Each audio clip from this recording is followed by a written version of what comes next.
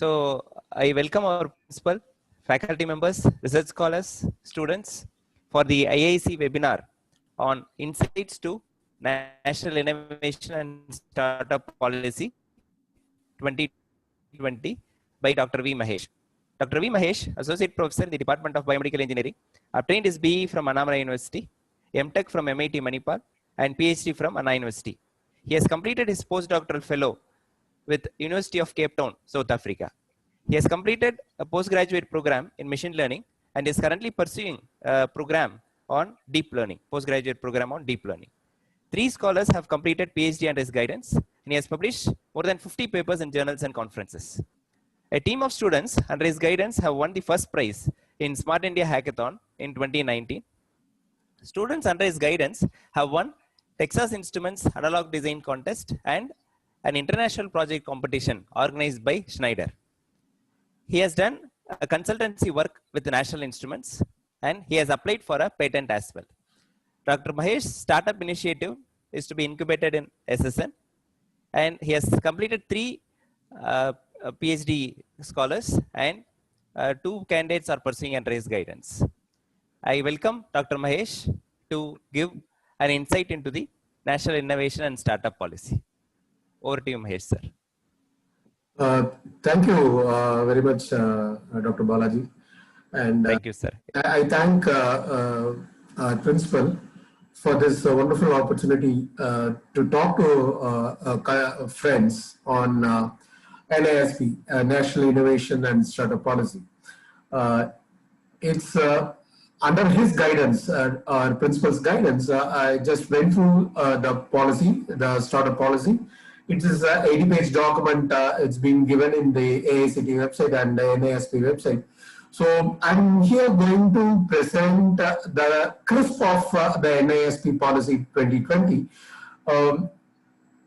Once you go through this policy, I think many of our faculty friends will have an idea that our institute, SSN, is really on that line of action. How our institute is encouraging innovation and entrepreneurial activity in recent times. So our institute is well ahead, I would say.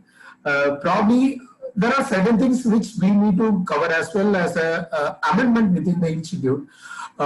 Probably due discussion with the principal and our president, probably those things will get covered up during the course of time. So, yeah, this is how the session is going to go. So I'll start with the preamble of this NISP, then the vision as given by AICTE, and how the resource mobilization need to be covered for this NISP or the entrepreneurial activity, and the innovation and entrepreneurial the financial success. See, whatever things we start by innovation, it goes to enterprise, and at the end, financially we should succeed as an entrepreneurial company. So, so what are the steps we need to take care of that?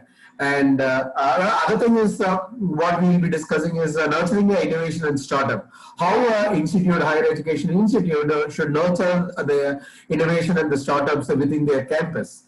Then the facilitation of the startup activity, and predominantly the IPR, the ownership rights and other technological development at the institute, then organization capacity and HR and other incentives program, which already our institute has given few of the incentive program with regard to papers, with regard to getting the external funding inside the campus. All those things already we have that. And what are the specific norms for faculty startups and student startups, and pedagogy or learning intervention and entrepreneurial development, and collaboration, co-creation, business relationship of the knowledge, and entrepreneurial impact assessment. That's one kind of important aspect when I went through this NISP by AICTE. Then what is at present, what is the NISP at SSN? So this is what we'll be discussing during the course of time. To start with, AICTE in 2016 with this startup policy document, providing approved AICT approved institute to encourage the faculty with innovation and entrepreneurial activity. So we very well have that culture of research in our curriculum or in our faculty thing. So research is goes hand in hand with the education, the teaching. So AICT want this innovation and entrepreneurship to be a part of the cultural habit among the higher education institute. So these for this they have announced this startup policy in 2016. That's the first phase they have given. I'm afraid we didn't have any person at that time for this first phase. So during the second phase, our principal has asked me to take that part. So I'll be representing our institute in this part as with the guidance of our principal.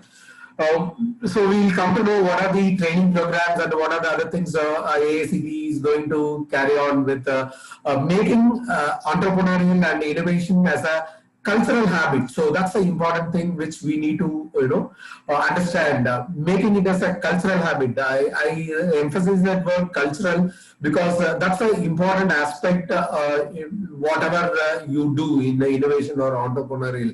You have to have that habit of taking it to the next level, the innovation and entrepreneurial activity. And the biggest vision is, making India to a $5 trillion economy by 2024. Already India is marching towards a $1 trillion economy. I think if higher education institute gets into the startup and entrepreneurial activity, I think we can achieve this target by 2024, getting into the $5 trillion economy. And as I said, to achieve the cultural shift and the attitudinal shift, to ensure that innovation and startup become the primary fulcrum among the higher education institutes. So that's the need of the hour. You need to have that kind of, attitudinal shift towards getting into the innovation and entrepreneurial system, rather than we stuck up with the research and patents and all those things. Our institute really emphasizing on a lot on research, a lot on getting into the patent, and also we are supporting the incubation as well. That should become the attitudinal shift towards getting into startup. So once we get into the innovation, how the product from the innovation get into move towards your entrepreneurial startup. So that's how we need to look into it, and how a higher education institute push the student or a faculty to consider entrepreneurship as a complete career, as an option while they are working inside the particular higher education institute. Working in the company or working in the college or institute, how a person, how a faculty or a student start a company while they, without compromising their regular activity in the institute. So that's another thing which AICT has come up with this policy. So for that, to make it happen, we need to find the resource by which we can, mobilize the funding, right? So we need to have a sustainable financial strategy to get the funding from the government agencies, apart from reducing the dependency of any public fundings. So like DBT or DST or AICT or UGC, whatever it is. So we need to get the external funding through that. From that, we can start our own, engage the alumni network. That's another thing which already our institute is doing, engaging the alumni into the kind of activity inside the institute. So we need to engage them in the innovation and entrepreneurial structure as well. So that's another important thing which we need to get on with. As a department, as a individual department, getting the resource mobilization through the alumni network.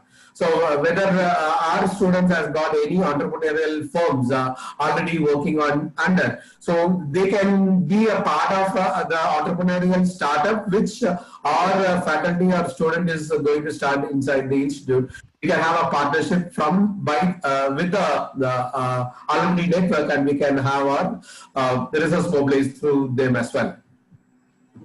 And just innovation and getting the resource, it's fine. But how to start with the innovation? Then you got to form into the enterprises. Then at the end, each and every startup should get into a financial success. So today I am going to start with say 100 rupees. Then at the end, I need to get the financial success at the end of a month. I need to make the 100 rupees into a say 200 or 300 rupees, depending on my involvement, right? So we need to create the facility within the institute which supports the incubations, pre-incubation setup. Already we have this innovation cell, this EDC cell, and we have a lot of students clubs, and we have also the startup cells as well. Already it's there in our institutes. We need to push that into this kind of a setup.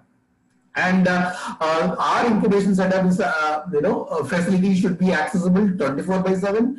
So that's another thing through which you can bring out the entrepreneurial and startup success within the higher education institute.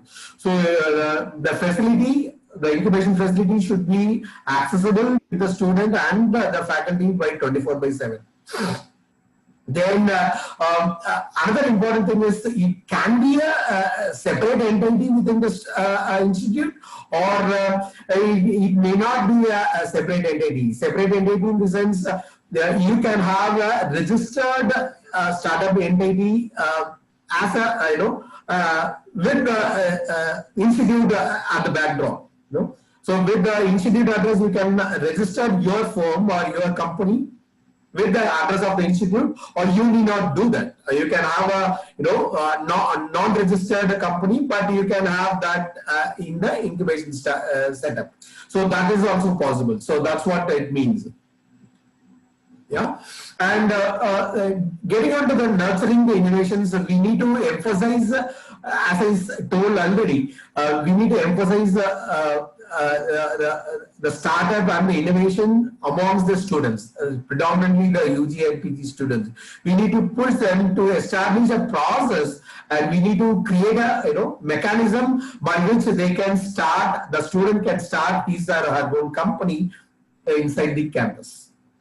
So that's the important thing we need to have. We need to establish certain steps in getting or inculcating the habit of the innovation we already are doing. And only thing which we need to speed up is getting the startup by the students, getting the startup or creating a company within the higher education institute, within our institute, by a UG and PG students or even a PhD students. Even a non-teaching staff is also encouraged to have his or her own company within the campus. So our policy should be in such a way that there should be enough scope for the students to create his or her own startup, student, faculty, or a staff, to create her or his own company within the campus. And also we can have a potential applicant from outside the institute. If a person who is willing to have already started a company outside the institute, but he want to have a platform to launch his company, our institute can very well extend its arm to put that company inside the campus and make it as its own, inside the institute itself. So already existing and outside the institute, we can make that as a part of our company inside the institute, and we can make that happen. And another important thing is we need to allow the startup, people working as a part-time while studying and working. So I'm working with SSM, and if I am going to start a company and getting into a company inside the campus, I need to have enough time I need to spend on company also. apart from my, the regular